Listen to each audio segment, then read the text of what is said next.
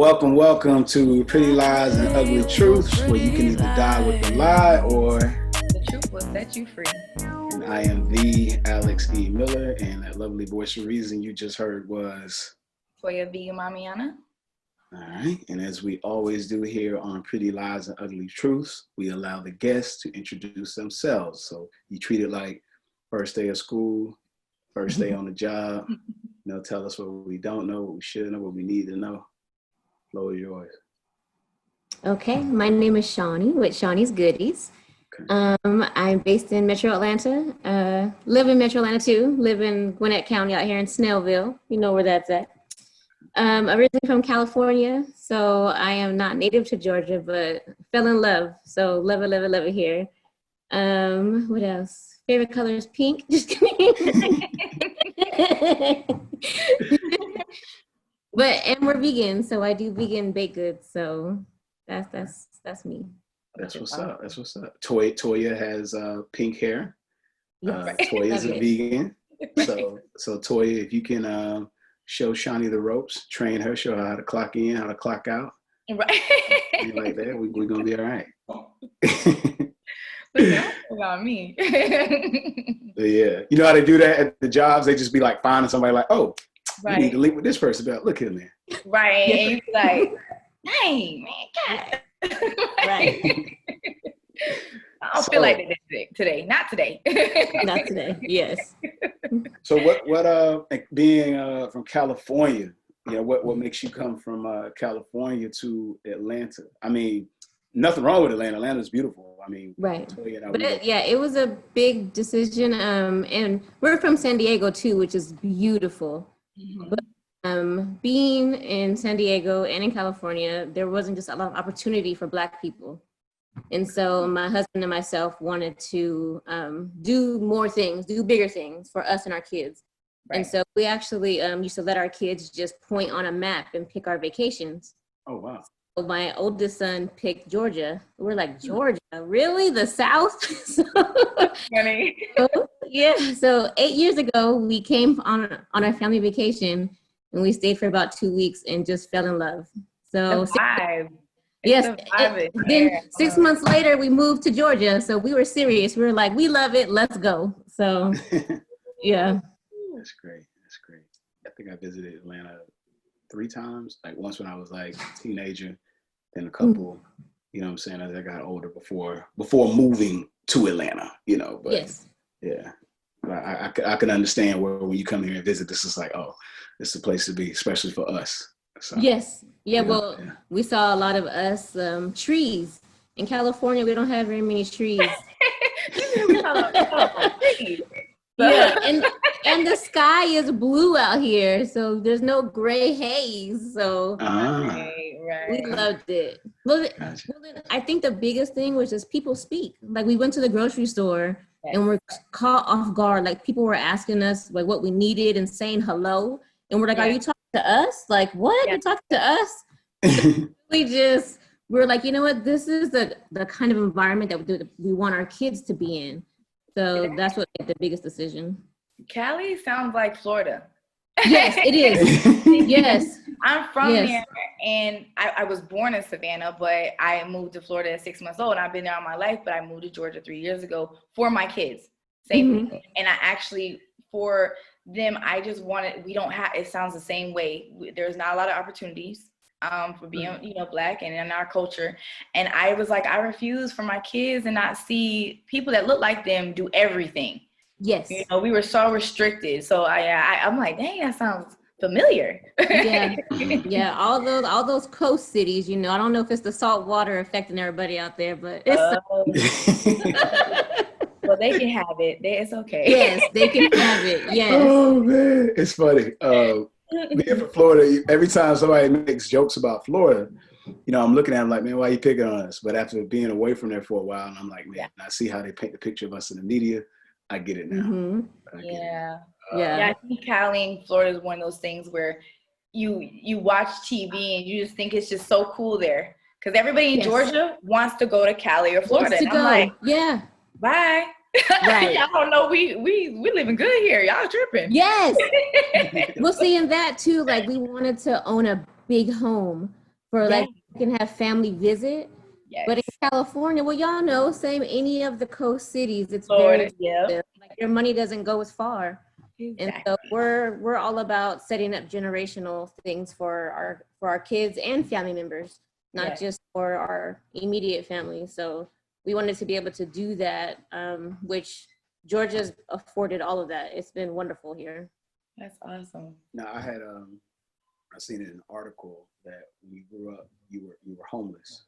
Yeah. And you know, being someone that was homeless in California, and you look at, you know, how large the homeless gap compared to people who are actually having somewhere to sleep. It's like, man, like, what is it do you feel about California? What is it about that state? Why people go through that as much as they do there compared to anywhere else? Because, you know, wealth-wise, they say, like, if they made California its own country, it would be like the 7th richest country in the world. Right. So I'm wondering, like, why is homelessness so huge in California? I think that probably is why, because of the wealth is so high there. So you don't have any middle ground. Oh, okay. Very rich or you're poor. Okay. So like the middle is nowhere in California. Like when we came to Georgia, we're like, there's a middle. This is nice. Because in California, like it's like you're gonna, even if you're making that $100,000 a year, you're still in a two-bedroom apartment in the ghetto somewhere because you don't have enough to afford a home. Because even if you could buy the house, you can't afford the yearly property taxes. So with me, I was homeless quite a few times when I was younger, but then when I was in college, I ended up in the same boat. And so I slept actually in my car for my last 2 years of college because I was determined. I said, you know what? I didn't want to graduate with a whole bunch of student debt, but I still wanted to graduate. So I lost the place where I was living. The actual homeowner wanted to sell the house that we were renting. Wow. So down to that, I didn't have anywhere to go. So it was either go home or stay in school. So I just roughed it out, kept working, kept going to school.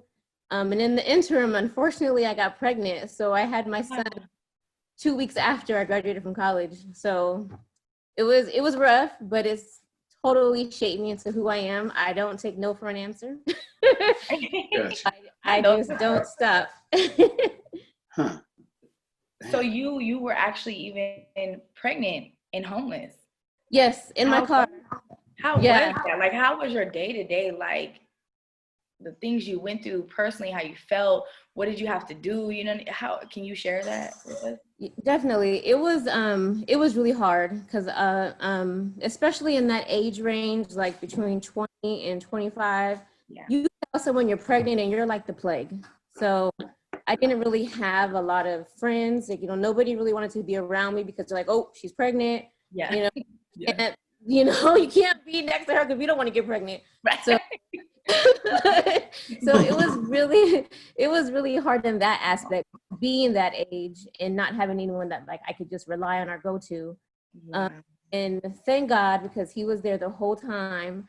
I had left a job because I wasn't being treated right. And so I just prayed to God, please give me another job. And the next day, this older woman, I was getting lunch at this little silo on campus. This older woman was like, are you Shawnee? I don't even know how she knew me, but she knew me from someone else I used to work with and was like, yeah, she told me that you're looking for a job and I have a manager position open if you want it. And then, you know, and so I was like, what? And so she gave me the job and then come to find out in this facility on the campus, the whole top layer was all like couches and like lounge area. So since I didn't have a place to live, she would let me go up there when they opened at 3 a.m. So at 6, I could go up there and at least sleep, and there was a shower in there, so she would let me shower in there. Wow. So she actually helped me a lot because, of course, I was pregnant and a woman, and she was a woman. So she was like, you know what? I'm going to help you. I don't care if I get in trouble, but I'm going to help you, like, you know, get through this. And her, I don't think I could have made it through my last 2 years of school, but she totally helped me. Yeah. So she was my refuge when it came to being able to talk to someone because she was older and she was struggling. Like I got to go to her house and they were really surviving, but they were surviving and they had God and they had love. Like I used to watch her and her husband just talk to each other, and they were so cute because of the love that just kept encouraging me. Just, you know, you will find that, you know, just keep the love inside of you and it'll just, you know, spread to others. And so that's what kept me going that whole time. So you got like sent a personal angel. Yes. Like God was Yes. like, I got this. Yes. And that's powerful. You got me with chills right now. I definitely, you hit it right on the head, Toya. People like that, I consider that's like an angel on 2 feet. I feel like we have those walking amongst us, whether we realize it or not. And I always wonder if people who are angels even know if they are, you know, because some people, I think they might not even realize that that's their purpose, that they were sent here just for other people. You know what I'm saying? I think people are used without knowing it. Yeah. You know, even if it's for a moment. Yes. You know, God can put something in every single person and literally just use you, you know, and you don't even know. You don't know why you started helping them. You don't even know how you ended up there. And that's how I look at it. I mean, I just feel like that happens. And that's a story to prove that. Yeah. That's amazing. Facts. Wow. So you got to put me up on game as far as like what model vehicle is the type of vehicle that can serve as a dorm and a study hall for a pregnant college student. Okay, you're gonna totally laugh because my story does not get any better. I had bought a Volkswagen Jetta. Okay. And it was clean, y'all. Like I was so excited. Like it was clean. Like it was clean. It was red with a convertible top. I'll never forget it. But I bought it in Southern California, and I actually went to UC Davis. So it's about a 6.5 hour drive. So bought it in Anaheim, and then I had to drive it back. Well, on the way driving it back to school, it broke down. Oh, wow. Never, was right again. So my car that I had was not usable. I was sleeping in a stationary car, basically. So, yeah. How did you get back in? I had a bike. UC Davis is like the bike capital of California. Like everyone rides bikes in Davis, California. So I had a beach cruiser with gears. I'll never forget it. It was pink. So that was my transportation. I was on a bike. Yes, up until almost the day I had my son. When I graduated, I was riding a bike. So I was on a bike, and my mom actually came my senior year of college. She actually came and towed the car back to Southern California with all of my stuff because I had my stuff in storage. So before I graduated, she came up and drove everything back in a U-Haul and towed the car back home. And then and so, but then I had a little beater. Like I had a 1980 Ford Fairmont with about 3 inches of play in the steering wheel. So that was my car for the rest of my duration of college. But for the most of it, for like about a year and a half, I slept in my Volkswagen, but it was parked in one spot and I would just sleep in that.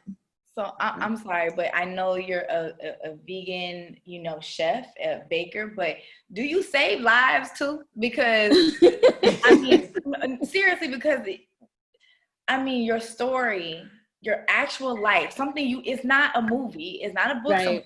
You literally live that. How many people need to hear that? Yeah, and I don't share it as much as I probably should because oh my gosh. I still have moments, and like my husband helps me a lot with it, where I'm still dealing with a lot of what I went through. Yeah. Because it was so difficult, Yeah. And I think that's why I work so hard now, because I don't want to ever go back there. So it's almost to a default sometimes where like he'll say, babe, we're good.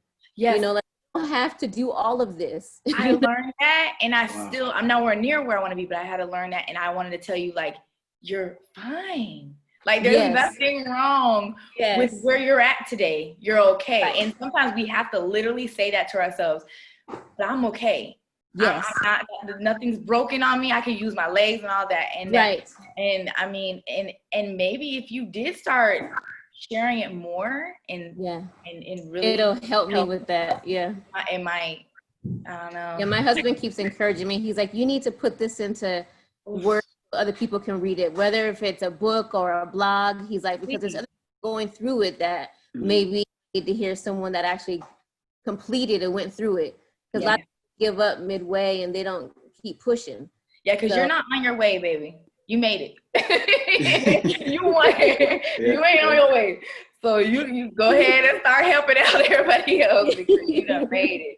Lord. It may be therapeutic too, because you don't have to necessarily relive the story. Like if you put it in like a book or like a film, you can always just tell people like, here, I'm gonna press in, give me your email, watch this, read this, and then it just kind of sums it up for them. You know what I'm saying? Yeah.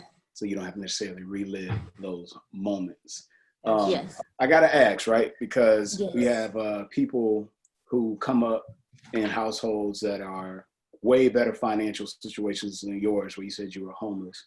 And when it comes to their eating habits, it's like they have no clue about eating right. And, you know, with you growing up homeless, what is it that drew you towards pursuing your degree? And is it nutritional science? Or Yes. Okay. Yep. Like, was it a vegan that let you sleep at their house when you were a kid or something? Like, where does that desire come from when you had every excuse to not eat anything that was good for us? You know what? My mom, she's always been a health nut. I don't know if it was California or what, but she like was the mom that played racquetball like for fun. Like she's like, let's go work out for a half an hour or two. You know, like it was her thing of getting out stress because she was a single parent. So, you know, like she's worked 3 jobs like for as long as I can remember. But like she was always, even when we had to go to the food banks to get food, she would make sure that we had as healthy as possible. Yes. You know, like when we ate dinner, she always made sure we had the vegetable, the protein, and a little bit of starch. Like she was very into nutrition. And then when I was in high school, she actually worked for a few doctors that were working on natural cures for AIDS and cancer. Oh, wow. So I got to like kind of internship there when I was in high school. Okay. So I got to learn about food from a completely different perspective, which is what guided me into going into nutrition science in college, because most people don't realize that nutrition science is mostly chemistry. So you're taking the foods and breaking them down to a molecular level to see how they're going to react within your body.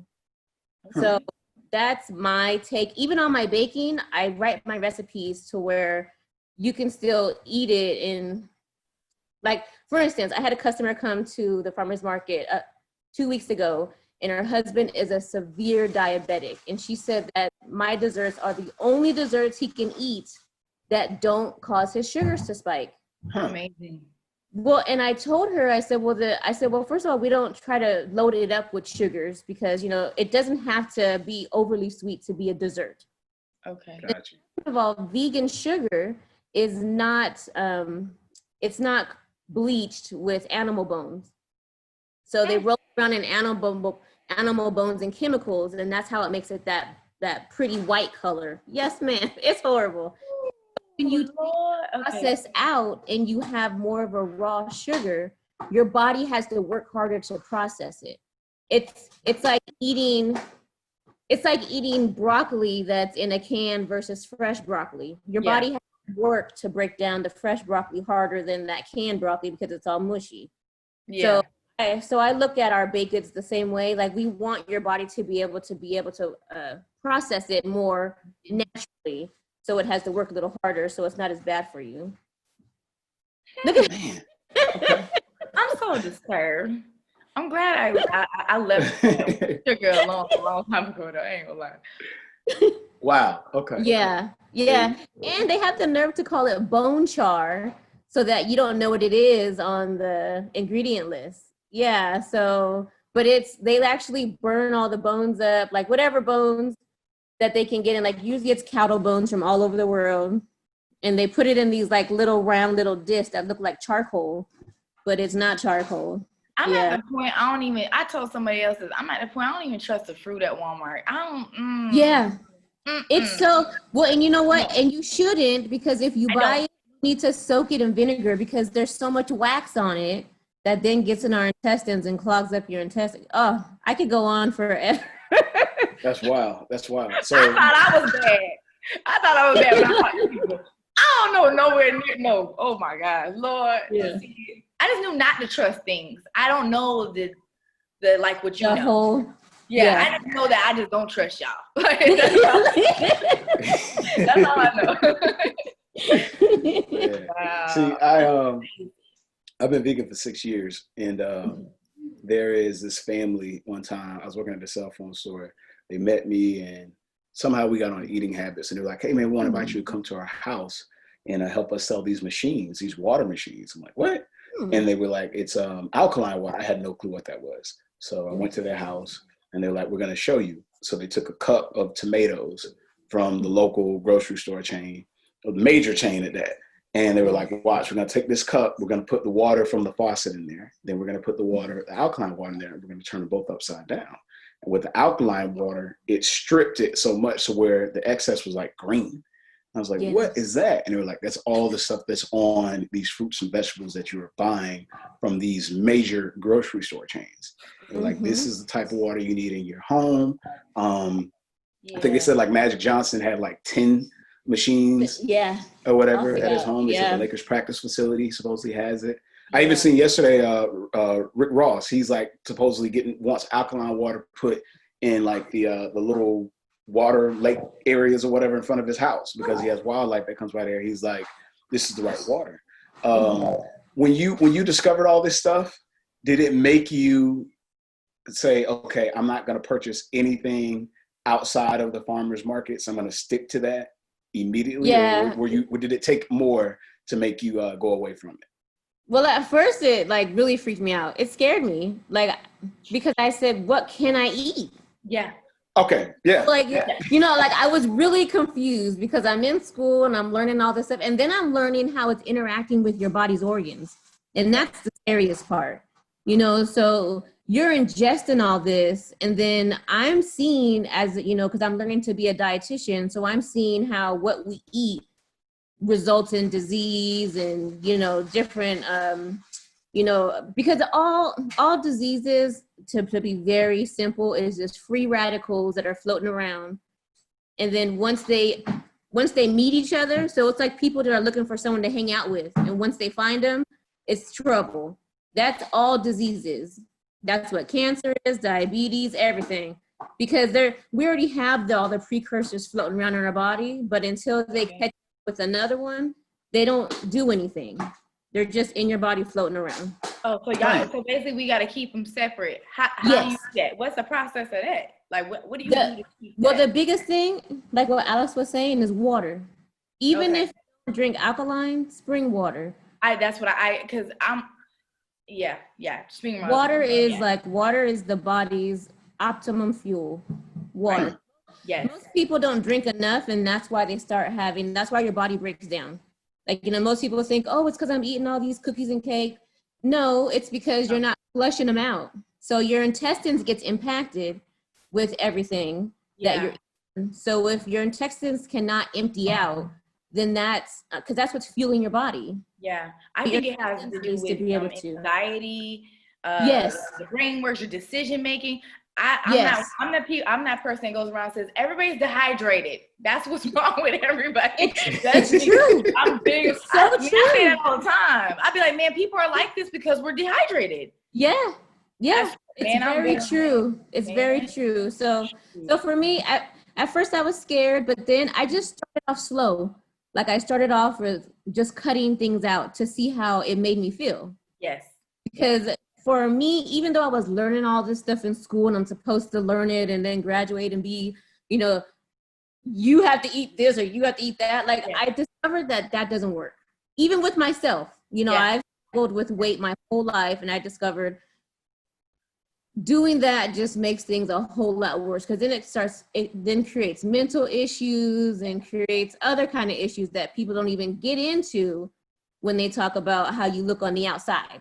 Yeah. So my goal was to make sure that my inside looked great, because people don't see that. Yes, but my doctor does, and my blood tests show that. Right. So as long as the inside of me looks great, I'm good. So as of today, like I might be overweight, but I have nothing else wrong. Like no high blood pressure, nothing. Because I take care of what I put into my mouth to make sure that my body is doing good on the inside. So is that okay? So when someone uses the verbiage like overweight, like you say, right? Yes. What about people who are just built a particular way, right? So you look at, Yes. so I'm a basketball fan, Kevin Durant, Mm-hmm. it's a known thing that like he supposedly can't lift any more than like 185 pounds. You know what I'm saying? And he has enough money to eat whatever he wants, but Mm-hmm. he's not meant to be bulky, Right. regardless of, lifting weights with other professional athletes, he's only going to get but so big. And then you have certain people with their size, they're only going to get but so small. Right. Is it fair to say that there really isn't a such thing as overweight for everybody, that it's an individual thing for each person based on their size? Yes, it's individual for everybody. So for me, I know I am based on my bone structure, which I've actually had a bone density test done. So if like you actually go and have tests done to see where you're at. So like your bone density test is going to let you know, according to your muscle mass and your fat mass, the pressure it's putting on your bones. Huh. And then that pressure will let you know if it's too much or too little. Because even sometimes if you have too much muscle, it'll be too much for your body to handle. And that's why you'll have like weightlifters breaking bones all the time and stuff, because it's too much. So I never thought about it like that. Yeah, so it's all individualized. That's why saying follow this diet or eat this to get this shape and be like this is just all just for a money ploy for the industry. That is just not how it works. I mean, everyone's body is different, and then you don't know their genetics. Like you don't know what's running already through their blood for the last 100 years in their family on how the types are going to be, because it all stems back to the beginning. Was your family the hunter-gatherers, or were you guys up in the mountains in the snow? I mean, that all, even if you don't believe in science, unfortunately it does. When it comes to genetics, it just is what it is. So so you can't put everyone in a box. So that test sounds expensive. Yeah, Bone it is. No, well, actually, most of your general med doctors can do it for you just in a regular blood test, but they don't offer it because guess why? Then you won't keep going back to them and get your prescriptions filled. I know, right? They're not giving you the cure for real. Right? They don't. What? Yeah, they don't want you to get better. No way. So a lot of times you just have to. Right. So you have to go and see other health specialists besides your regular general med doctor to be able to do those kind of things. So we always go outside the box. Like, my mom was always the one, like, instead of giving us, like the cold medicine, like the Dimetapp and stuff, she was like, here, take some echinacea. Elderberry and black seed oil. That's me. Right. Yes. We can make a lot of stuff with that too. I don't care what nobody says. I'm not buying nothing from the store. I'm sorry. But that being said, and we both vegan moms, and like you said, everybody's different. How are you dealing with it with your children? Oh my goodness. So I have a 20-year-old and a 10-year-old. Okay. And my 20-year-old is awesome. From the time he was born, like I could give him a plate of vegetables and he was like, yum, compared to me giving him, something else. My 10-year-old, it's a different time period. So, he's like, well, why do I have to eat the vegetable? I'm like, because you need it to help you grow. And he's like, but they're growing outside. Like, it's just a whole different, So I've been working on recipes to make, kid food look like kid food and taste like it. Because like a lot of the vegan stuff and gluten-free and even sugar-free just does not taste good. And so that's why I actually developed Shawnee's Goodies, because we were going to bakeries and we were just like, what is this? Like, like we want to support you. I'm gonna make it myself because this ain't it. It's not right. I was like, well, because what's interesting, like we didn't start off as a vegan bakery. I started off just doing the regular traditional stuff because I thought there's no way I'd be able to bake vegan and people will buy it, because it wasn't as big as it is now. So I was like, no one's gonna buy vegan cake. Like that doesn't even make sense. And now it's going crazy. Yeah. And now they're like, what? You know, nobody wants the other stuff. Everybody wants vegan. So yes, for the kids, it's a little bit of a challenge, but I figure like if I work and do the sweet stuff first, then I just kind of roll it into the other, and then he eats it. So as long, so as long as it's not green, then my 10-year-old will eat it. So I just kind of camouflage stuff, you know. I try to do my best with, because I was a really good cook before I turned vegan, and I just try to do my best with finding the best type of seasonings. Because I'm not a baker. I don't even know. I don't know nothing about that. I didn't think when I was living like that. Give me a box of brownies, baby, and we're gonna hope they get big. You know what I'm saying?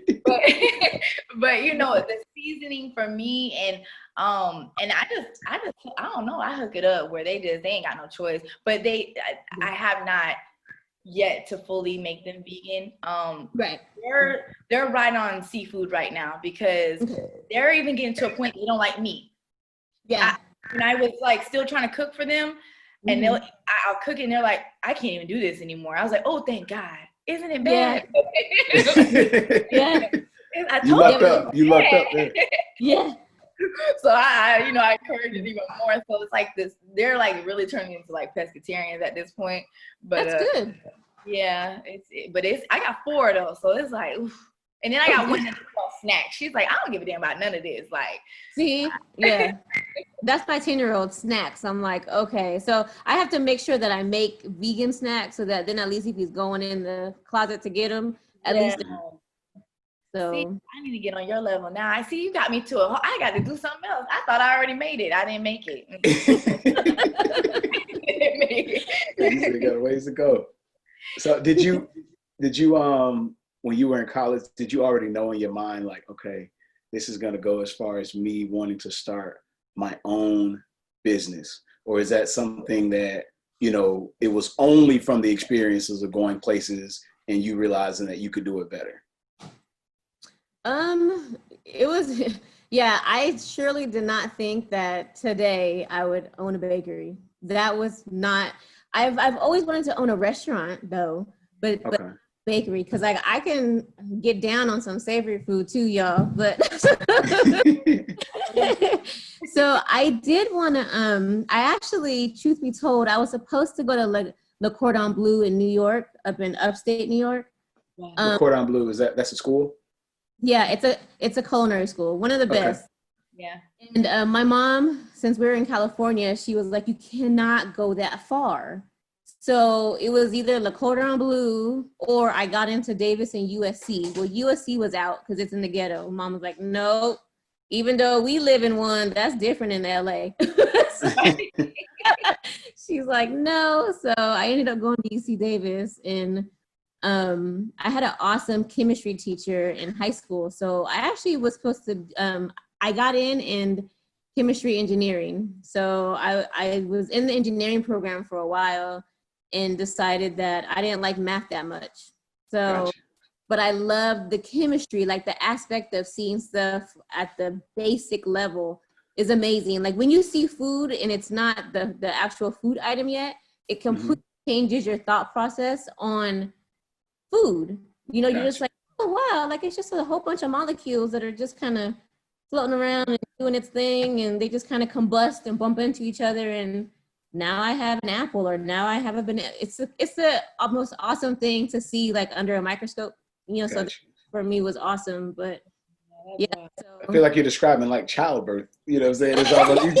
It's almost like in sex ed how beautiful they tried to describe it. You know, when we was like 10 and we was like ill, but they was like, nah, but it's like this. You know what I'm saying? But this is like, you know, it's beautiful. This is how y'all got here. You know what I'm saying? And what it looked like in molecules, using all these words to an apple. I know dang well you ain't just saying all that turned into an apple. That's crazy. Oh my God. That made me like, maybe I just went to school for the wrong thing or something. I picked the wrong thing. You know, there's always one thing that like that just kind of interests you, and you're like, maybe I'll take it another step. You know, maybe. But I did want to always own a business because I realized while I was in college that being a Black that was aggressive, that I wasn't going to make it working for somebody else all the time. Yeah, Just seeing what I was getting paid compared to what my male counterparts were getting paid, or the white females at the same job. Because, you know, I would always just ask and see if they would tell me what, you know, they were making. And of course, there's some people that brag and tell you, and I'm like, wait a minute. Thinking to myself, I'm doing more work than them and not getting paid what they're getting paid. So crazy that we still can say like that's not long ago. You know what I mean? Like, yeah, 70s, you know what I'm saying? 60s. Yeah. So, Yeah. And we're still in the same place. And I graduated from college 20 years ago. So, you know, even 20 years ago, things are still that's not that long ago still though. You know what I mean? Yeah. And we're still having to do that. Yeah. So I always knew I always wanted to own my own thing. I didn't know what. So I went and got my MBA just to be prepared. And then this just kind of fell out the sky. Once again, there's God. Gotcha. I dropped out of college, so I ain't gonna lie to you. What is, like, if you want breaking down MBA, what's the difference between that and like basic like an associate or bachelor's degree? Not that those are basic degrees, but what's an MBA, if you wouldn't mind? Yes. So I actually have my bachelor's of science in nutrition science. That's a 4-year degree, right? So that's my 4-year degree. Okay. Took me 5 because I took a year off. Just being honest out there. So that's my undergraduate, and then I went and got my graduate degree, which is a master's in business administration. So basically, that was me being able to learn how to run a business. So that then when you do hire people, you know exactly what their role is too. So you don't have people, you know, doing janky stuff and stealing from you and taking all your money because you don't know the process. Because see, I have this thing where I have to know the process so that then if I see someone and they're not doing what they're supposed to do, they got to go. Like everyone is supposed to do what they're supposed to do. And if they can't, that's okay. That's more than okay. Right. But tell me you can do it and you can't do it. So I get really, anal sometimes about people doing what they say they can do. So that's why I went and got my master's, and so that I know what I'm doing. Because of course, being a sole proprietor, you have to be able to do it all yourself, you know, in the beginning. And then, you know, once you start networking with people and saying, oh my gosh, they're doing the same thing, and people are actually willing to come out and talk to you and help you, you're like, okay, we can work and do this together. And so I've met a lot of people along the way that, you know, have been able to help me to say, you know what, I went on your website and your font's not right, or I went on this, like just random people have come at me like, you know what, I went to school for marketing and maybe you should change this or this or this. And I'm like, really? And I change it and hits come in faster than I don't know what. So it's interesting how if you continue to help people, so I just continue to help people, you know, like I'm actually in a Black women bakers group here in Metro Atlanta. And the discussions that we have are awesome because, you know, like most people always say that Black women don't want to help each other. And it's such a falsity. Like, I'm like, that is not true. You know, we're always trying to help each other and spread love and make sure that we're all getting lifted up because there's enough for all of us. And we're all bakers. There's like over 50 of us in this group and we all bake in the Metro Atlanta area and share recipes. And we'll be like, hey, y'all, like, I can't get this cake done. Can one of y'all take it? I mean, I've never experienced anything like that without being competition. It's just all love, you know. So, networking. Yeah. I might need because I need to figure out how to make these kids some cookies or something. Like, for real. I know y'all had a group going on. Y'all got a YouTube. Do they have YouTube channels and all that other stuff set up? We don't. It's a new thing. Okay. So we're trying to figure out the next step on where we're gonna take it and go with it. Because there's so many people in there, and now with this whole COVID thing, we can't get together like we used to. Because we used to get together and meet, but now we can't do that either. So so you got to start back to Bacon Tip Wednesdays. Yeah, you know what? So my oldest son got me doing that in the first place. And I used to have people calling me in like getting me on like Facebook live, whatever, like, okay, I'm baking the cake. You said to do this. This is what I'm doing. Like, That'd be next. yeah, so I definitely want to get it back. You know, it's been a blessing ever since this whole COVID thing started. We've been extremely busy. Like, we haven't slowed down. Like, we actually picked up, which is crazy. But it's been so busy. So I'm trying to do everything. Like, I'm trying to fit it all in. Plus, you know, be a wife, a mom, and give myself a little bit of time. You know, everyone needs that. Right. But it's a lot. So, you know, we're actually looking to do a little bit more growing and, you know, looking for a spot so we can open up a spot. But definitely Baking Tip Wednesdays, we want to get back because it looks like, you know, people like to hear and see people. So, like, you know, when folks see me, they're like, "You're Shawnee? Oh man!" Like, I don't know what. I think I'm supposed to be like some old lady with the apron on all the time, hair in a bun, you know. Listen, I'm mad that we didn't get to have this show. I was asking the guys, like, can we have this show at her place, her shop, or something? Because I wanted to try food in the middle of this. In the middle? Because I'm in Savannah, so I'm on the other side of y'all, so that's why I'm coming there. As soon as I get to Atlanta, I'm coming there. I just think it's unfair that I haven't got to try your food yet. You know what I'm thinking you could do now, like, as I'm thinking about, especially with this time that we're in right now, if you made Baking Tip Wednesdays a master class, maybe where if you like filmed it kind of like on your own time, and it was like content that someone could just go watch.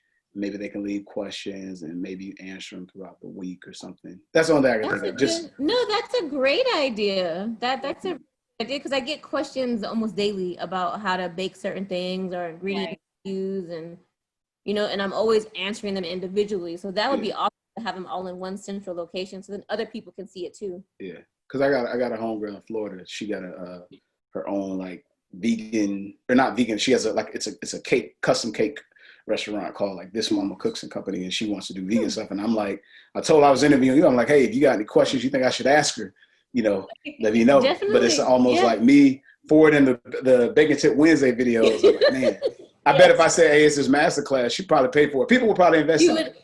Yes, definitely. Yeah. Well, because it's vegan baking and cooking. I'm sure, as you guys know, being vegan is very different. You know, you can't just go and throw the steak on because it's not like that. You know, it takes a little bit of preparation time. So. Speaking of business, you said the word earlier, sole proprietor. If you wouldn't mind, for people that are watching and may not know what that means, break down what that word means, what that is. Definitely. So, sole proprietor just means basically that you own the business all by yourself. So you're 100% the owner. You don't have any owners.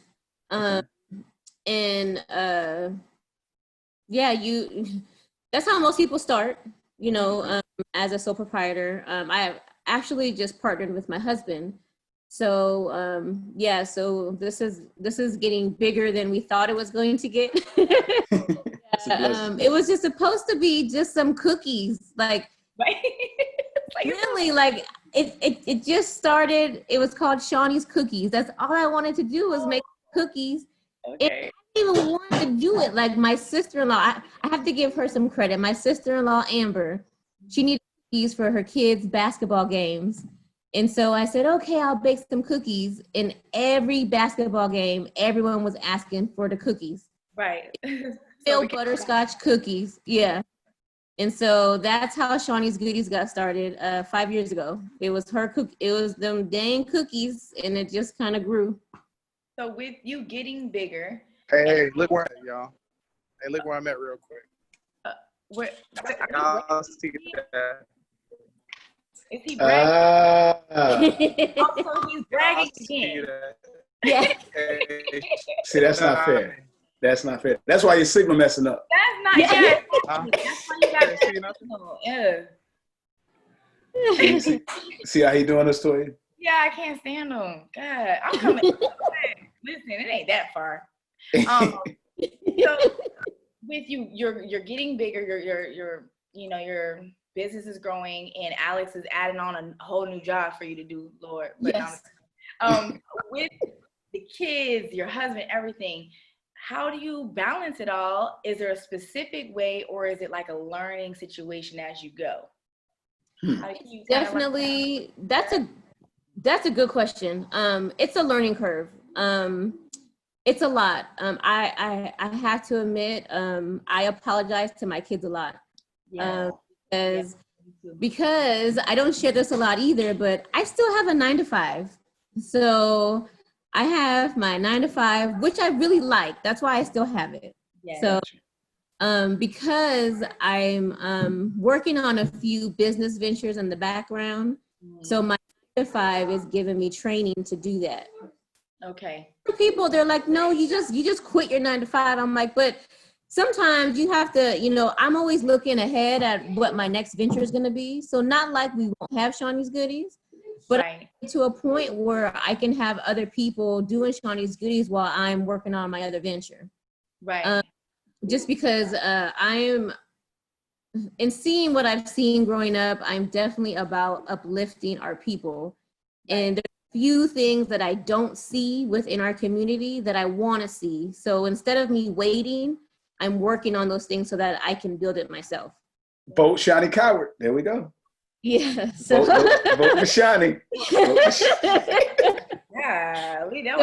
So lives too, because shoot, you do more. So I'm working on a few things, and I'll just say that they're in the financial realm because we need a lot of help there. We're the biggest spenders, and we own the least amount of things. So and not cars and handbags, forget that mess. I'm talking about land and commercial sites and rental. So we're working on that in the background. So that's what I'm working on for that. But in regards to time management, Google Calendar is my best friend. Okay. My husband and I schedule everything. So we just put everything on the calendar. And if it's on the calendar, guess what? It ain't happening. So we plan everything. And, at least every 3 months, we take a little mini vacation. So we'll just go to the mountains and stay in a cabin, or, go down to the water and just stay in a, condo on the beach. Just a week or two just to get away, just because sometimes you just need nothing. You turn off the cell phone, no TV, or just have a book to read, sit in the hot tub and just do nothing.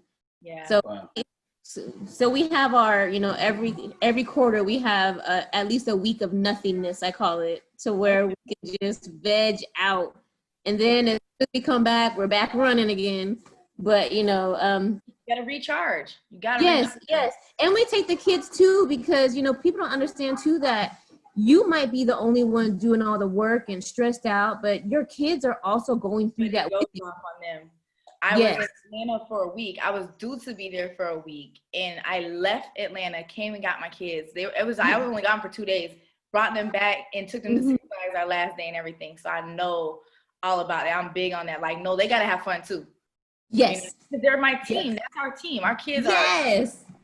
And I'm big on that. And they only have me. So it's I definitely can, agree with that for sure. Yeah. That's awesome. Wow. So Google Calendar.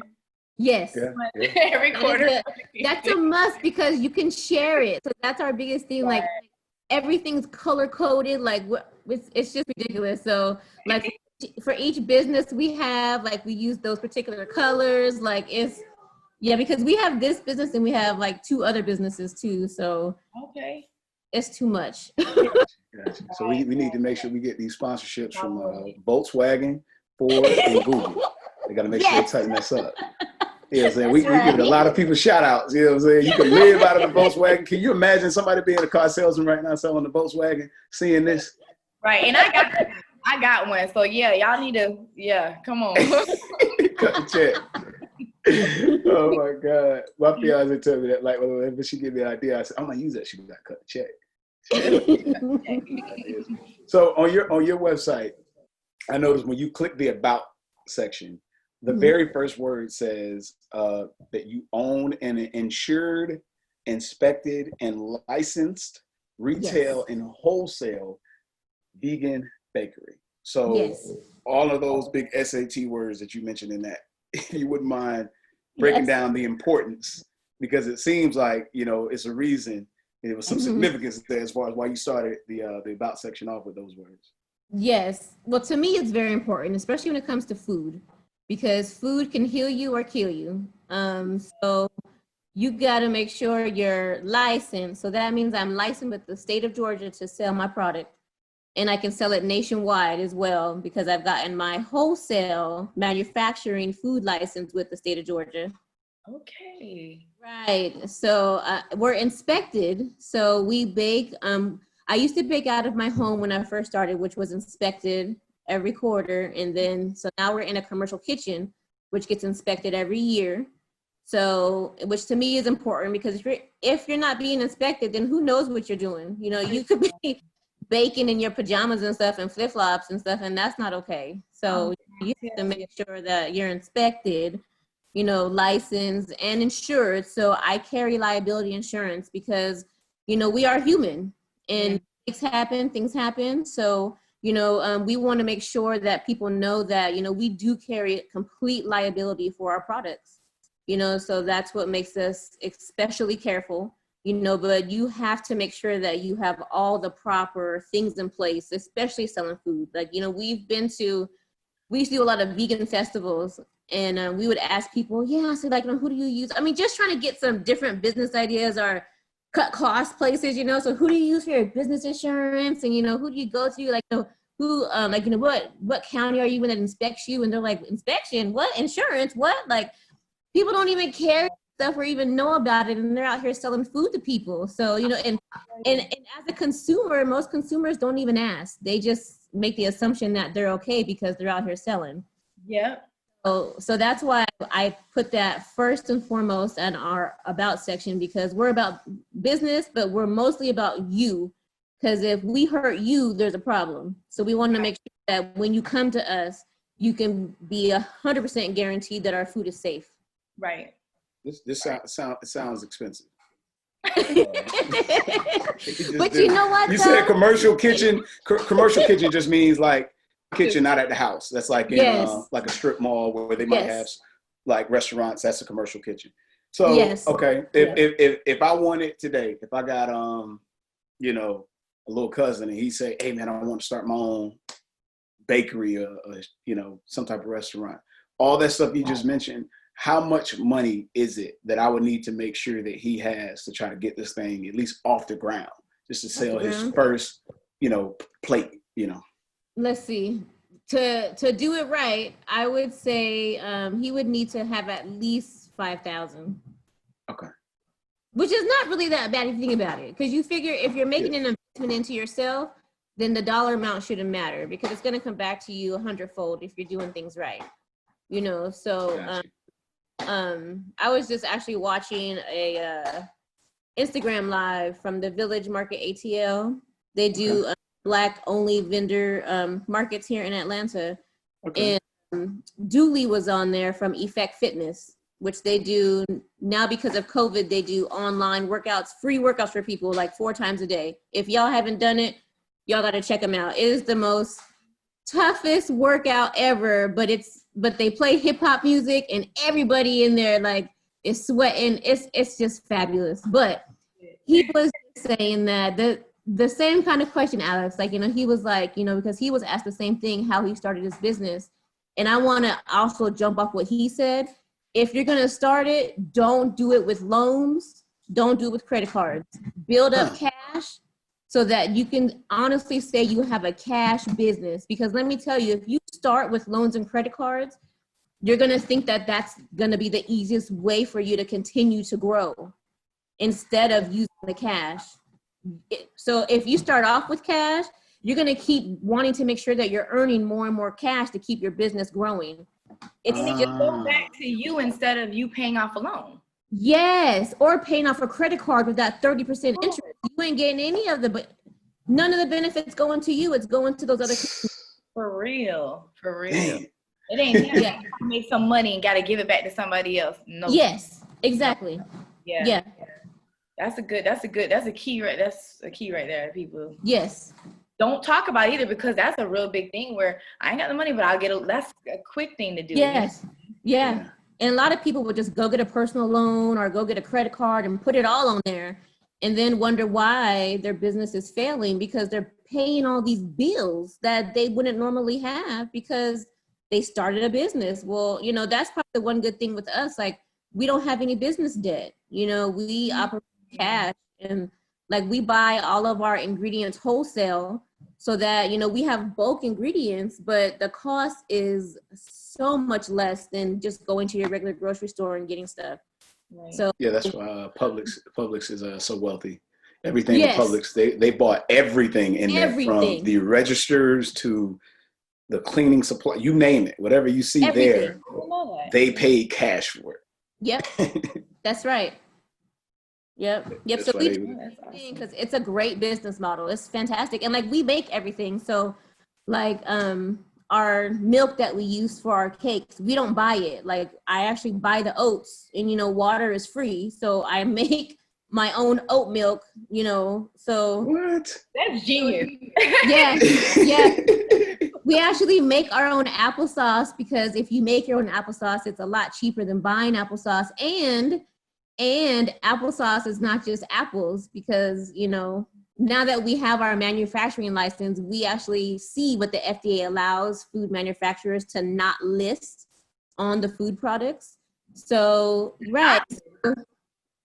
To not list, right. It's not required to list on there. So when you buy food from the grocery store and you see the ingredients list, that's not everything. That's just what's required. You know what I'm saying?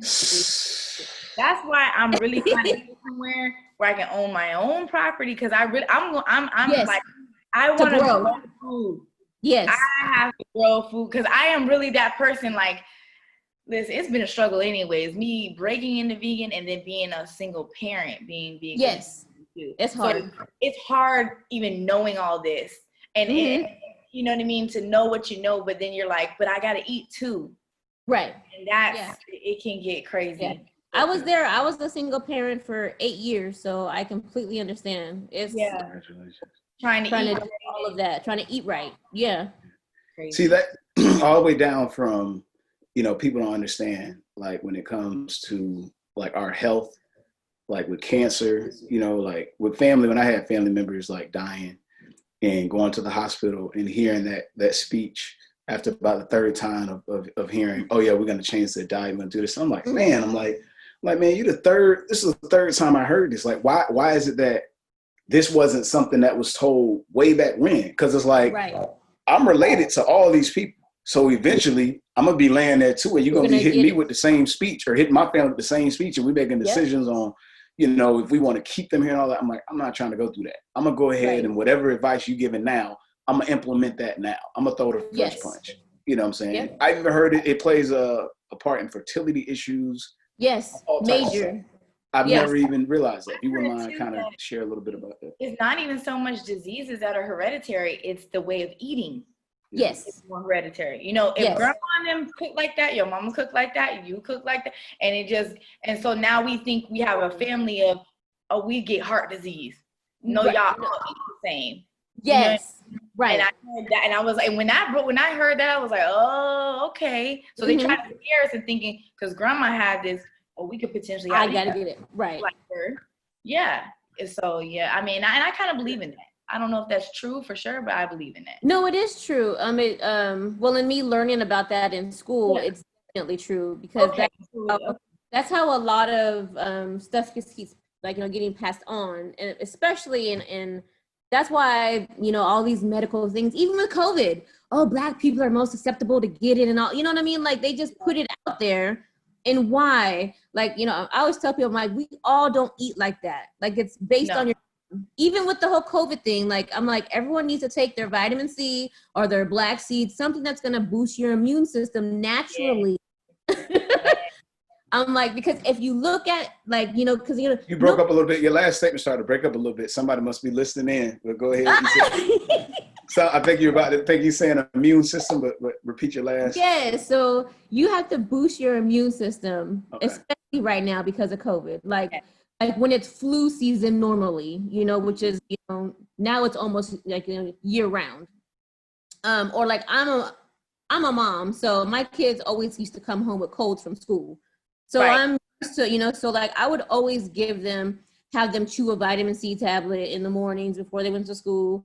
Yep. Or, like I would give them some liquid echinacea, like little droplets, they just go under your tongue, but it keeps them from getting sick. What's the same thing now? Like the best way to keep yourself healthy is, let's see, Tyler Perry said it, get out and get at least 15 minutes of sun because your body needs the vitamin D to be able to process the vitamin C that you're taking to help build up your immune system. So you can't just sit in the house and think you're going to take supplements and be good.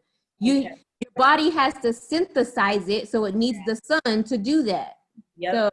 So and I didn't learn about that until COVID hit. Yes. And I went into this whole rage with my house. Like I said, I have a black sea oil, vitamin C, and I get it from the natural food store. I don't go to Walmart that and the real time for the kids. And it's black sea oil, vitamin C, and elderberry.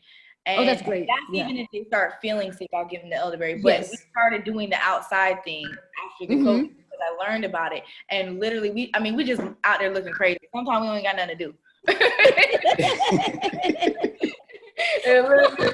It's just run around real quick. Out there looking up at the sun. But it does work. It's interesting. Like even if because I noticed too, like there's a lot of people, especially right now, that are really depressed because they can't get out and they're not being able to see family and friends.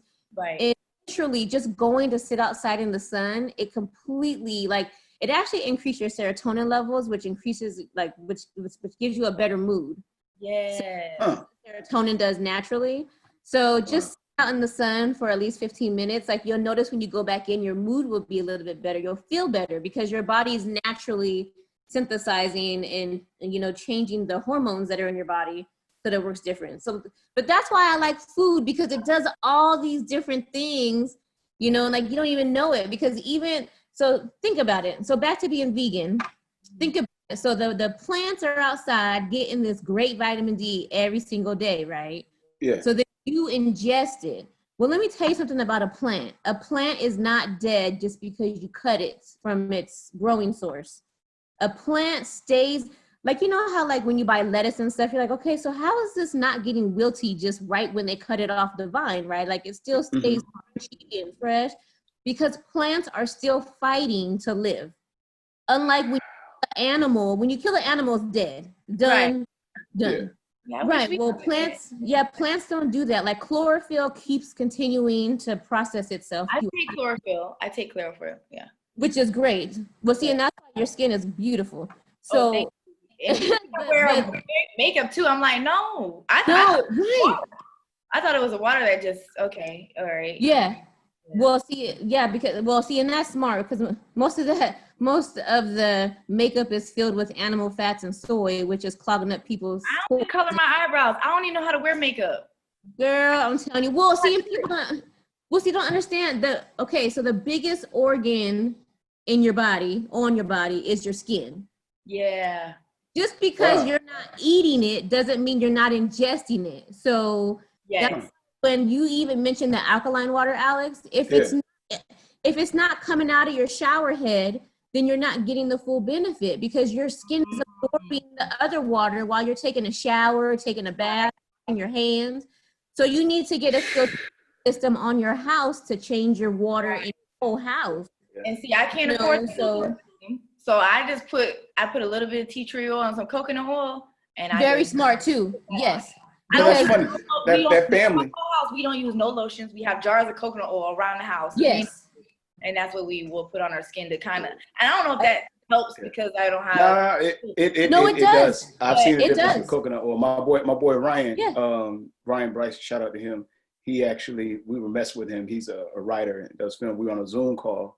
And my boy Jason was like, man, we like, boy, you looking kind of oiled up. And he was like, I really am. Right. And he was like, in the picture, what you're seeing, he goes, I lotion with coconut oil.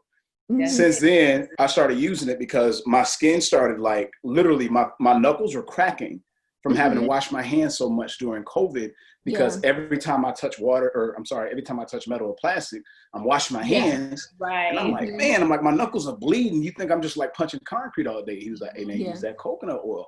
Start using it, and I'm not, blistering up like I was. Well, coconut oil is also antifungal.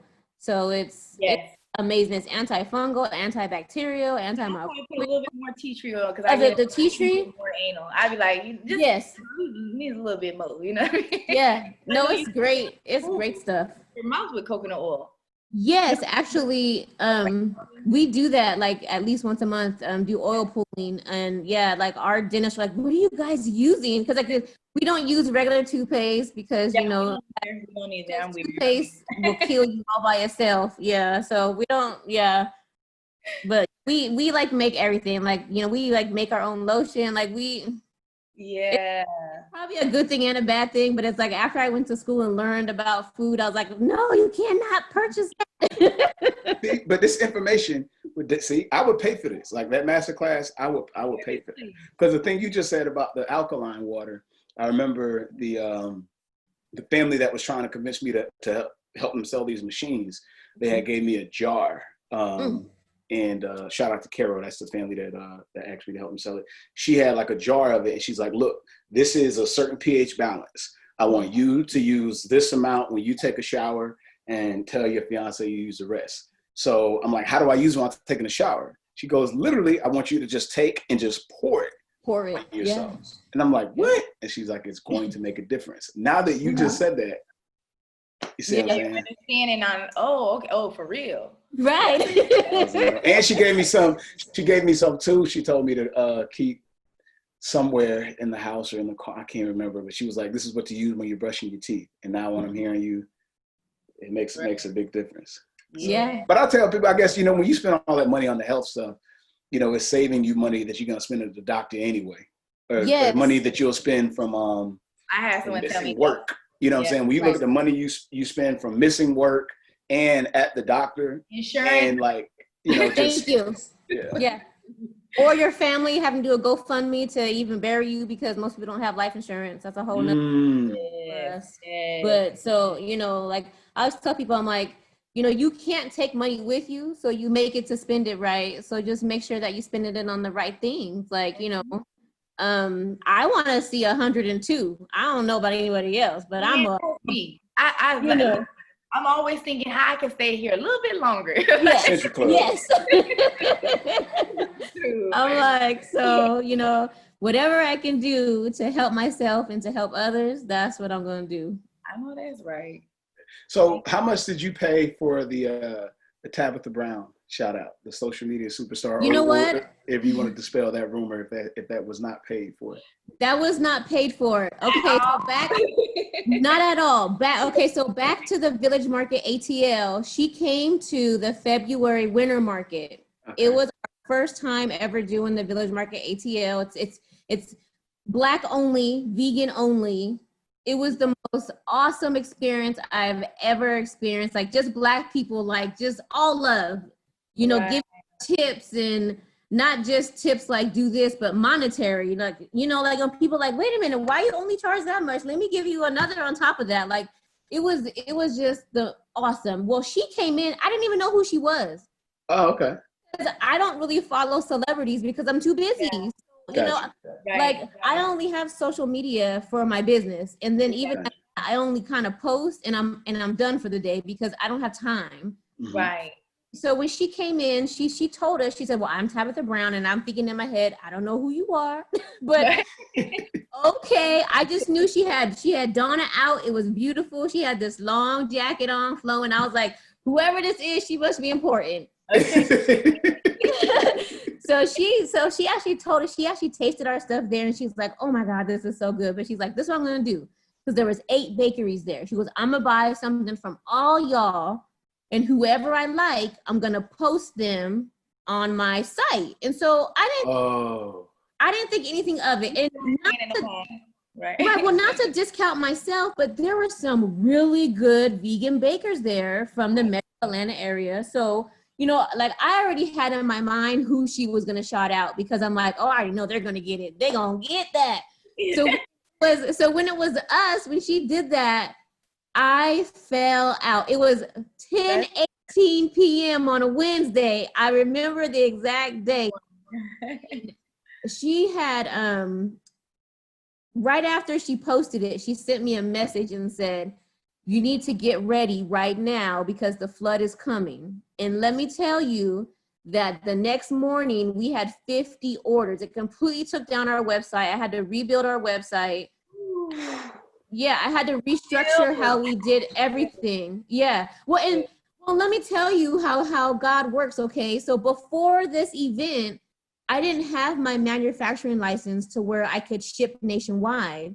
Yeah. Well, the event was on Saturday. I got my license on that Friday before the event. Oh my God.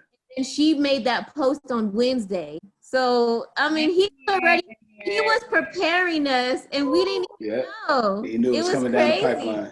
Yep.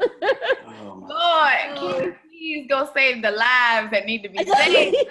So I'm like so thankful for her. Like I'll occasionally send her cake. So for anyone who thinks I paid for it, like they can ask Tabitha, because I don't even ask her to say nothing when I send her cakes. Like I like send her cakes because I'm still saying thank you.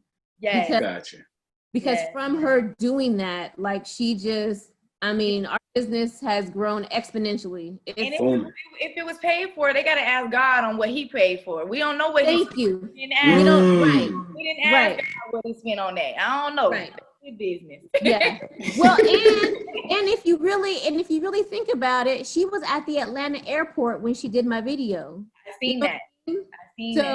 So it wasn't like she was in her usual spot when she's reviewing stuff, nothing. She was on a whim, like this is ridiculous. Well, and okay, so truth be told, I have to tell y'all a secret about the whole Tabitha thing. Okay. So she bought, yes, this is an exclusive because I haven't mentioned this on any interview yet. She bought our apple caramel pound cake, okay? That's what she bought and tasted on that video. Okay. She said it was my sweet potato pound cake. Let me tell y'all, I did not have a sweet potato pound cake. I had to develop a recipe. Oh my God. Everybody was ordering sweet potato pound cake that did not exist. No. I had to make it. Listen. Yeah. Well, the Lord said, not only I'm gonna help you, but I want you to start making this too, because some of okay. And now let me tell you, that is our #1 pound cake that we sell. The sweet potato. Yeah. So you know it. Like he knew that though. He knew. Yeah. Yeah. Like, how amazing that is. That's crazy. I'm sorry. Yeah. I'm excited, y'all. You got me all the way like. Yeah, and I never tell people that because everyone, like, people got mad. Like we started getting Instagram direct messages like, "Oh, you paid Tabitha," and I'm like, "You can pay her?" Like, because I told you I didn't even follow her. I didn't even know to do that. I'm like, pay her for what? I'm like, she.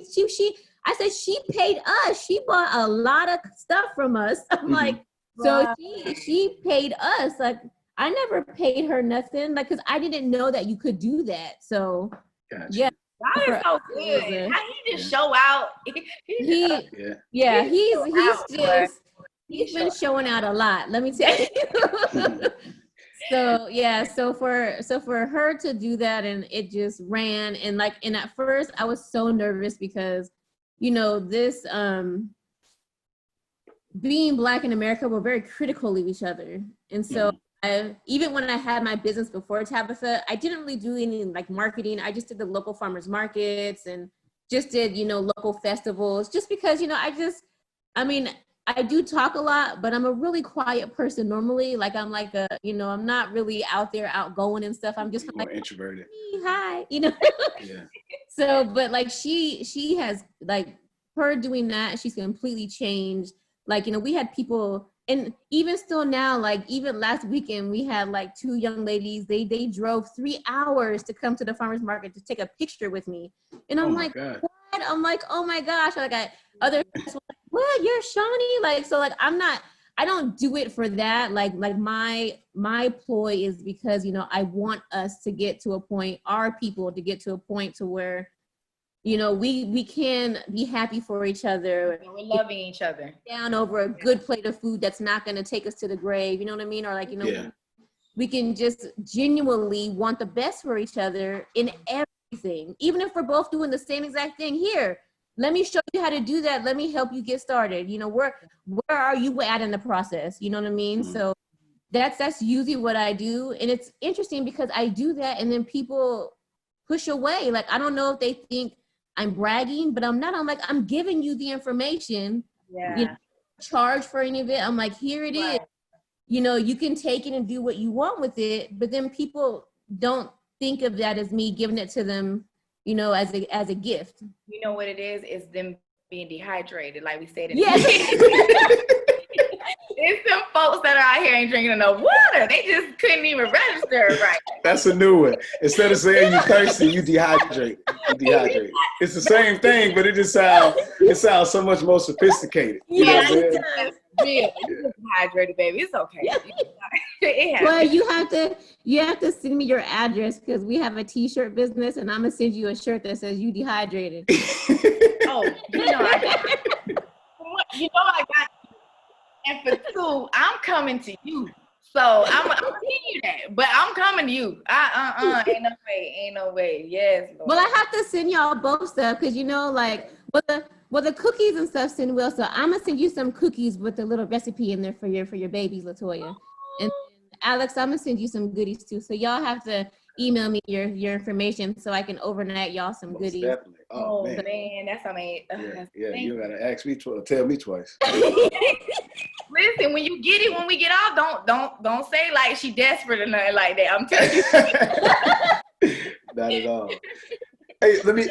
I see Patti LaBelle around Thanksgiving. You know, it's almost like it goes viral all over again. Yes. Her I think sweet potato pies that she has. Mm-hmm. Is that something you see as kind of like where you can take your business to the next level? Because it seems like the brick and mortar thing, you kind of went away from that, it seems, and you kind of stick with just doing the one-on-one orders. Is that somewhere you could see yourself taking it to another level, getting it in stores, like maybe like a Publix or Kroger, something like that? Actually, we are. I'm actually developing a product line, a vegan product line, because there's a few things that I don't see in the stores that I think would be awesome that people have in regards to baking stuff, and a few other things too. So I'm actually working on some products to be sold in the store. But we are actually looking to do a brick and mortar, but it's not going to be just a bakery. We're looking to do a bakery cafe, a vegan bakery cafe. We're not really well represented in the Gwinnett area where we're at. So we're going to start there because we need more of us with businesses in this area that are serving good food. Because there's a ton of different, you know, restaurants and fast food, but there's nothing good. And like for good, I mean, like even like the Impossible Burger and stuff, like that stuff is just laden with soy. And soy is not for us either. And all of our products are soy free. Wow.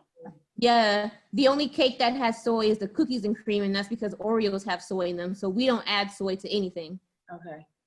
Even all of our stuff is corn free because corn just converts to sugar right into your body. So we don't use corn in any of our products either.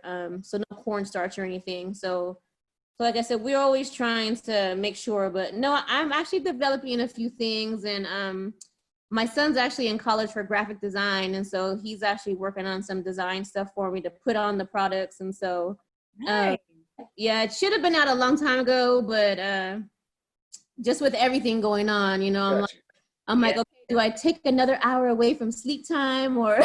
But now that's where it comes together. It seems like, you know, I was mentioning that an interview we had with a relationship coach, Valtrenda. I was like, man, I wonder what are her thoughts on like family, life, work-life balance.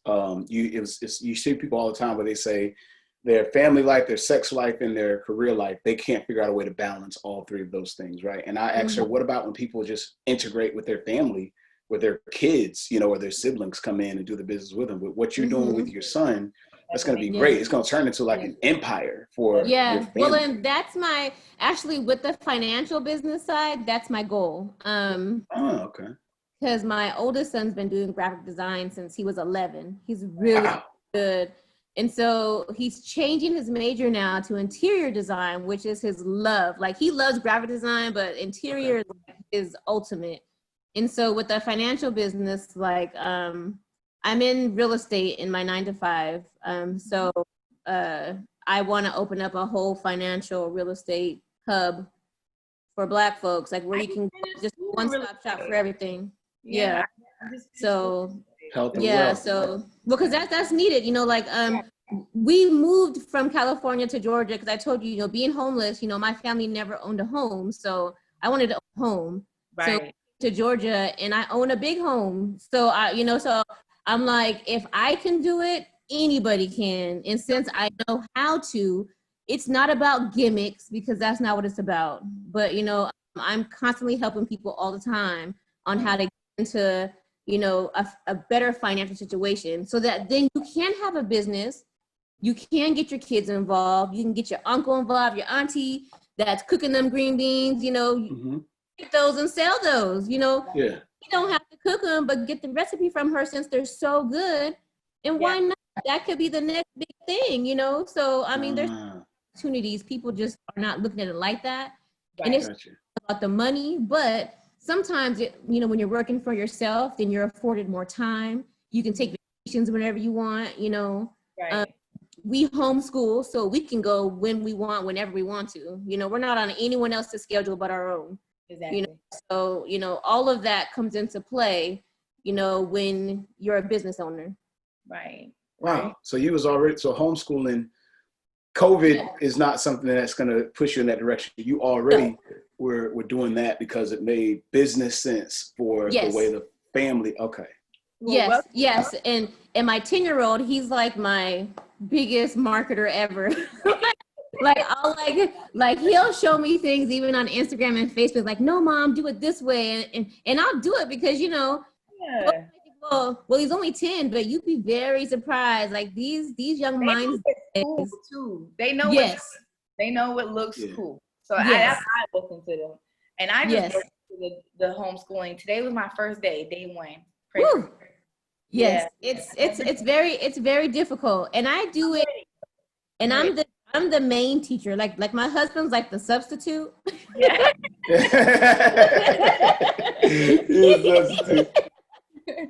So I'm the main teacher. So I do all the planning. I do all the, you know, everything I do to make sure that. They're doing on an iPad, and I thought it was bad because they're still with their teachers. You know what I mean? Yes. So, see, you set the bar, boy. Listen, ain't no complaint. Knowing you, it can't complain about it. Yeah. That's when I thought I was having a hard time today. No, this woman actually teaches her children. Yeah, like yeah. I got a couple more. See, your brand as like a human being, that would make me want to buy from you, but spend money on your product, because it's a matter of like who it's coming from. You see that a lot when it comes to like music and film. They call it press junkets with rapping. They'll be like, okay, this person's wanting to press when I do all these interviews. The way you're so like, you know, upfront about everything that you've been through, I think that's why people will connect with you and want to buy from you, because they can relate, because it's a real person. You know what I'm saying? It's not like a machine. Yeah. So. We all know good people. You know when it's a good person. You know what I mean? Yeah. One other thing I meant to, I had on my notes, I meant to ask you about is I read an article that you had a surgery. Mm-hmm. It was like a weight loss surgery. Yeah. Was that during college or after college? This was in 2016. Oh, so that wasn't too long ago. No, it wasn't long ago. That's how would somebody even know where to find a trustworthy surgeon to do something like that? You know what? Now that I've had one, I don't profess anyone get one. Really? Yeah. I lost about 150 pounds with the surgery. Okay. But the thing that they don't tell you and teach you is, of course, I went to school for it, so I should have known better. Yeah. You have to know nutrition. It doesn't matter what they cut off. It don't matter what pill they give you or whatever. you have to know your body and what you eat and how your body reacts to exercise, because not all exercises are good for everybody either. So after having the surgery, I've really learned a lot about my body and myself. Not from my surgeon or the whole team of people that were supposed to be working with me. It just seemed like they wanted just the money. So, you know, here I am now, you know, 4 years later, left with, you know, what I would consider to be not what I paid for, if that makes sense. Gotcha. Right. It was very expensive. I paid out of pocket because my insurance didn't cover. So, you know, which a lot of people now, their insurance covers it. So they're like, oh, whatever, I'll just go get it done. But it is a lifelong decision. There's one thing that my husband has always said, because he wasn't happy when I wanted to get it, but he's always said, if there is nothing wrong with you that's going to kill you, you shouldn't have nobody cutting on you. Yep. I completely believe that. Like, it's just not. I agree. It's hard right now because we're battling with, especially with women. We're like, you got to go by your body. Go by your body. You know what I mean? And I dealt with something personal too with that. I had a breast reduction because I was overweight. I was really overweight, and it left with me with these, you know, and I was over a size F. So I went, I got the worst scarring that I deal with today to this day. Yeah. And I regretted it. I said, I don't know, I can't do it. Never again for nothing else. Nothing else. I'll keep my stomach out. Listen, you gotta fix it sometimes before you buy it. That's right. So I totally agree. Hears this and watches this, like it's really like something to think about for real. Definitely. No, it's not worth it. Yeah, and I thought I had done a lot of research on the surgeon and everything else, and the surgery went well, but even today, like I can't, like I'm a stomach sleeper. I can't sleep on my stomach the way I want to. Still can take like 4 bites of food and that's it. Like I can't eat and drink at the same time. Like there's so many different things I can't do because I had surgery, but then I can smell cake and gain 5 pounds. So it's like, oh my goodness, which before the surgery that didn't happen. I could at least eat some of the cake and not gain weight. But it's like now since I've had the surgery, since everything is so sensitive, like I have to watch every little thing that I eat, you know, and I didn't have that before. So yeah, I would tell everyone, no, just get out there, walk around your neighborhood if you have to. You don't even have to, you know, don't even time yourself. Just get out and just walk around your neighborhood and just do that every day and see what happens. I do it when I'm in Walmart. I'm like, this is it today. I got my walk. No, it is. You know what? Well, that's why you see those seniors get up at like 6 and they go to Walmart and walk around Walmart about 10 times and walk for the day. I mean, you know, like they do it all the time, and but it works. You know, it at least keeps things moving. You know, it keeps your colon moving, because that's the biggest thing. As long as you're getting rid of the waste that you're putting in as food, you'll be okay. So you know, but the weight loss surgery, Alex, that's why I started Shawnee's Goodies, because I had to pay off the debt. It was $30,000 that I paid for out of pocket, so I had a debt I had to pay. So another blessing in disguise. Yeah, so I needed. He taught you to be self-made all through, you know, and it's like I tell people a lot of times, I feel like it's God taking us on a scenic route. We'll be like, why are we going this way?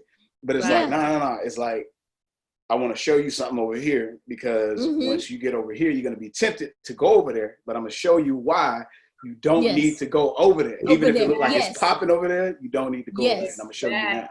You know what I'm saying?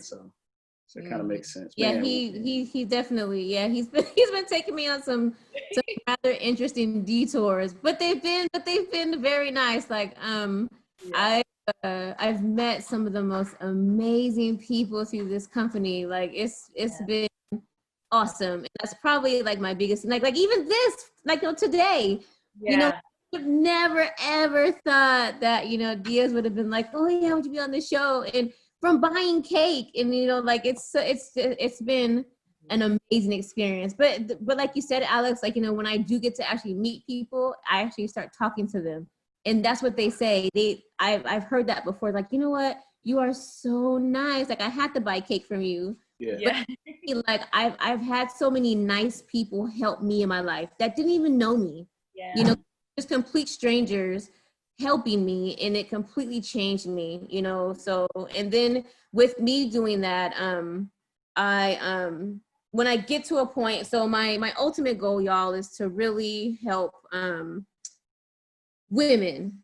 Unfortunately, you know, we get taken advantage of a lot, and so I want to help women that are being trafficked, especially. If people don't even realize that, you know, even the stripping game, that's still trafficking in most instances because of what's going on behind them closed doors. So, you know, I want to help uplift our women, and I want to do it with Shawnee's Goodies. And so I'm working on the bridge between that right now, so that I can do that in a positive way to where people understand it and they believe it and they want to help, because it's a big thing. And now happening more with even, you know, young boys and stuff, and it's just not okay. Right. And it starts with women, you know what I mean? Because we're the ones that give life. And it's unfortunate that I was speaking to somebody and I was like, you know, not only that they did it, try to suppress our culture, but they also made a good job by putting us low too. I don't know if even lower on the same level, but they work hard on making it that way when we know the truth. You know what I mean? And as women, of us giving life, we should be top of everything. Yes. No offense to the guy, you know, but I mean, we bring y'all here. We bring humans here. So it's like, how did that come? So when hearing you say that, it's just so like, it's amazing. And I love what you're doing. I love who you are, and keep going, because it's definitely gonna be a domino effect. It's gonna start making its way and doing its work for sure. Did you get any other acknowledgments by anyone that's in the public eye other than Tabitha since you started Shawnee's Goodies, or is she like the main one or the only? I've had people tell me that there's been a few other, you know, celebrities, you know, share my stuff, but half the time, like, I don't even know. You know. Like, blessings just coming in from every which way. She don't know where they come from. I like feel bad sometimes because, you know, they're like, oh, well, so-and-so wants to meet you or have this with you. And I'm like, who's that? Like, they're probably like, are you serious? But like, I'm really so out of it because I'm like I have to plan to, like, when I watch the news or like when I catch up on like facts for the day, like I have my like 15 minutes at 6 to 6:15 in the morning, I catch up on news, and then I do it again at the same time at night so that I can get the night news. Sometimes God set you up and designed you exactly how you are, because it's very easily to get distracted by the outside world.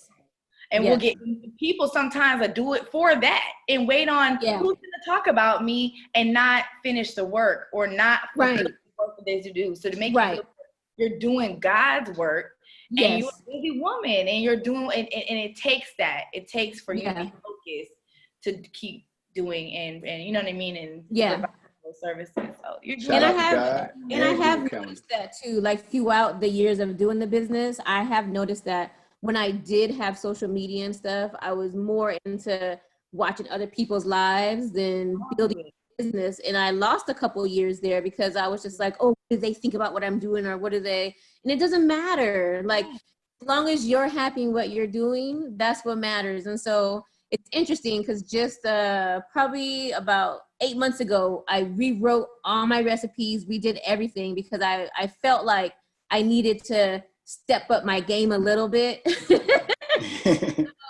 so I did that. I'm gonna get some more light over here. So I did that, and the response has been ridiculous. Like, if people are like, oh my gosh, because, you know, like all my old people that have been buying from me, they're like, you changed it and it's great. So you know, so my goal is to continue to keep, you know, making things better. You know, I'm a huge advocate of just because it's working doesn't mean it's good. So, and like, people don't always tell you when it's not good. It's true. You're right. You know, and we don't know what we want. We don't know what we want till we get it. We don't know. Or they'll just buy from you once and not buy from you again. Well, those are the people that I want to talk to, because I need to know what you didn't like. so that maybe I can change something or put something on the menu that you like, you know? So I always ask people like when they come back, so tell me about it. What was good, what wasn't good, you know, like I'm not scared to hear the truth. Like I'm like, please hear the truth, you know, because I don't want other people to experience what you did. I want it to be great for everybody. And granted, not everyone has the same taste buds and stuff. I understand. Yeah. But for the most part, when it's good, it's good. Yeah. On the general sense, that's right. What's good is good. So I'm like, you need to let me know so that we can be in this together. Facts. So something we do here at Pretty Lies or Ugly Truths, we ask everybody before they go to shout out 5 people that they feel play the biggest part in what we see from them, because, you know, there's a saying, and it seems to serve to be true, we're some of the 5 people that we communicate with the most. Yeah. So if you wouldn't mind, shout out the 5 people that you communicate with the most that, you know, are, you know, pretty much tied to the reflection of what we see right now. Definitely. First off, probably my mom. Okay. Pam. She is, I saw her go through hell. I mean, just to put it very plain. And being a single parent, working 3 jobs, I mean, she went through it. And granted, yes, we were homeless, but you know what? Even being homeless during those times, we did not ever experience a lack of love from my mother. Gotcha. So mom's definitely number 1. Like we talk every day still, and then if we don't, when we call, what happened? What's wrong? So, so it's like we can feel each other. Right. Number 2 would have to be my husband. We just had our 11th anniversary, and he's been through it, because I know I have been a roller coaster. So, but he put the strap on and has held on. So he's taught me some things about myself. And, you know, sometimes when people, they can say stuff and they're like, well, I noticed this about you.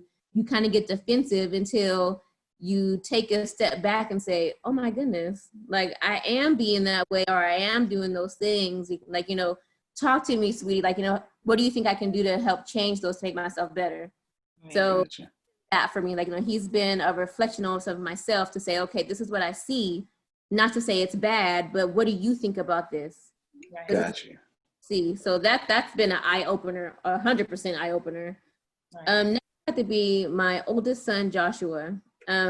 He's my knight in shining armor. You know, I was a single mom for 8 years, and it was just us. We held it down. That's my boy. And still, still to this day, he's like the most sweet, most honest, I mean, just most loving child ever. And he keeps me in believing that love does exist, if that makes sense. A child's love is way different than a husband's love or a mother's love. Yes. To see him now being 20, going through life, and him being able to experience love from friendships and everything, it just shows me that I'm doing something right, you know. Gotcha.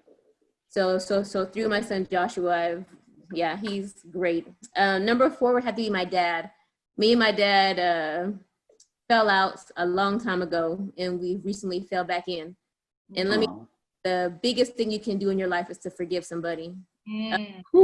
It opens up so many doors for you, and just releases just this. The most powerful thing in the world is love. But if you're blocking it because you're so mad at somebody, you can't experience love from anybody else. Whether it's your mother, anything else. So I've learned that forgiveness is the biggest thing that anyone can do. You know, I might not wake up tomorrow, but I can say today that I don't have any regrets, and I am not mad at anybody. So definitely my dad helps me to, you know, realize that without him, because he's still alive, you know, he could have died while I was mad at him, and I wouldn't have the opportunity that I have to have the conversations that we have. So you have to think about those things. You know, we're all not going to be here all the time. Yeah. And number 5 would have to be my youngest son, Nathaniel. He was a miracle baby. They thought I had cancer, and they told me I could never have kids again. Oh, wow. Yeah, and they come to find out after I had all these cancer tests done, I was like 5 months pregnant, didn't even know. So, yeah. And then he comes, and he's just been amazing. the complete opposite of me, completely outspoken, tells people, everybody, like he has no problem telling you about you. Right.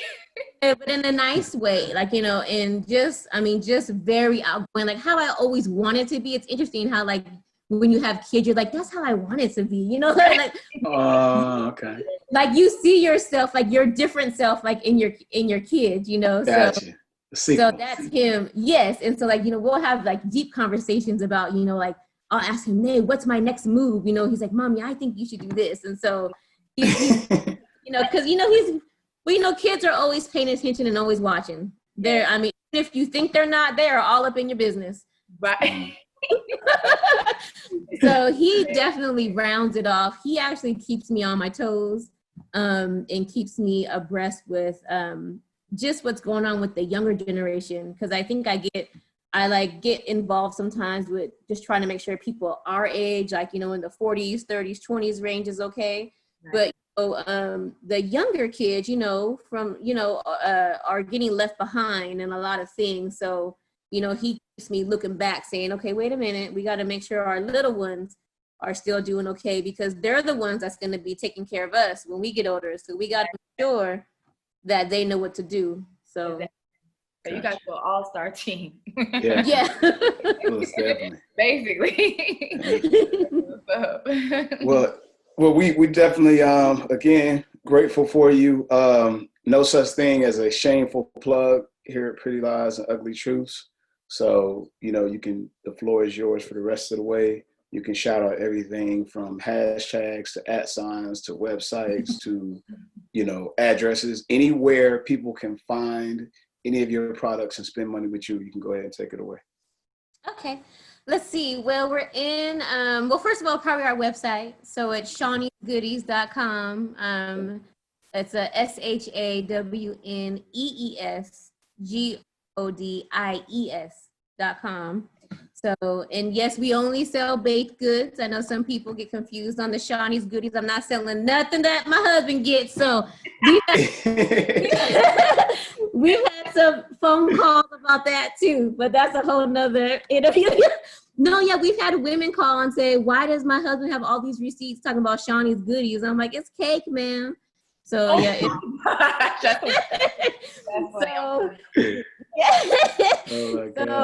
we got the website. We're on Instagram and Facebook at Shawnee's Goodies, all one word. The restaurants we're in, we are in fabulous, we're in some juice bars. Now, y'all, raw juice is great for us vegans and for non-vegans.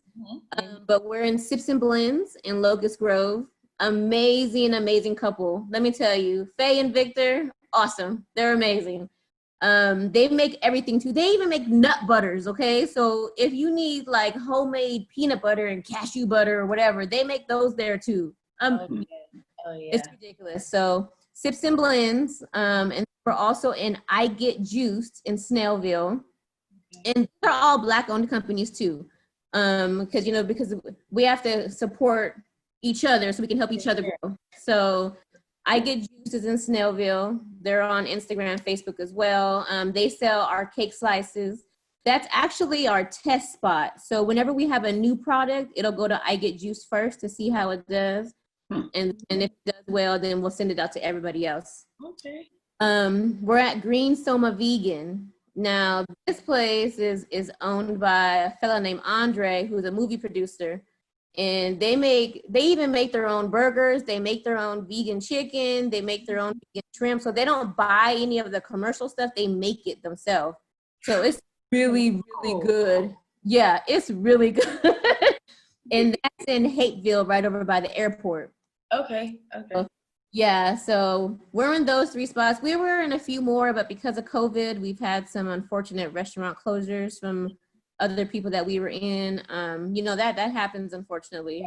So, but we're still doing, you know, we're just keeping it going. Gotcha. We try to do pickups like you know, certain days a week for the people who are not in these areas so that they can still get cakes. We ship nationwide. And you'll notice on the website, we don't ship everything everywhere nationwide because of the heat. You know, it's too hot to ship some of the stuff. And I'm not a proponent of price gouging. So to me, if it costs more to ship than the product, then there's just why. Right. Gotcha. You know, right. And because of COVID, they've increased shipping rates like just ridiculously. You know, everyone's trying to make money off people right now. And I'm like, that's not how you do it.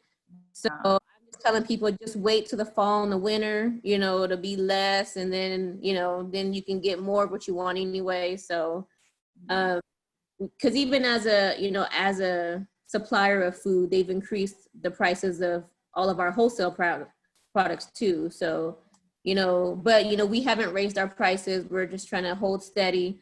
We've worked out a few things business-wise to where we can mess with our margin to where it doesn't hurt us, but we can still have the people get the cake. So, you know, for us to take a small hit, it doesn't hurt as much, because when you see people, the look on their faces, we always say the look on their faces when they take that first bite, you just can't get that anywhere else. So, you know, Gotcha. so for us, it's about like the connections, you know, and just the people that you meet and that like you get to see. So that's where we are, all those places. And like I said, social media, we're on Twitter too, but Twitter's so fast, I can't keep it. I just can't. Keep up.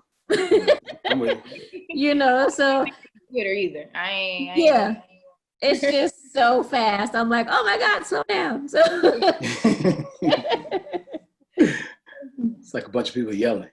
right. yes. Yeah. Yes. Okay. All right. Well, I'm gonna go ahead and make sure I send this address to Diaz and be like, forward this to Shawnee ASAP. Yes, She's please overnighting do. or something. Next 10 Because minutes. because he knows, because he's bought from us quite a few times. So Holding out like always. No, just kidding. yeah. Yeah.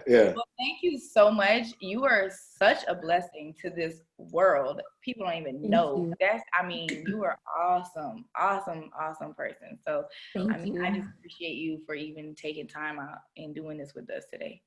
Thank you.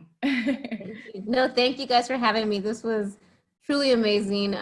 When he first told me, I was like, really? Like, Zoom thing? Because, you know, like, I'm like, it's like an interview for work. But then I was like, and then I had totally like, I just had a cake delivery, just changed the time. So I told Diaz, I'm like, oh my gosh, I'm not going to make it because I got to go meet this customer. But my husband worked it all out and was able to. I had an issue earlier today and something kept, nope, you got to do this. You got to get this done. And I was like, I'm gonna do this.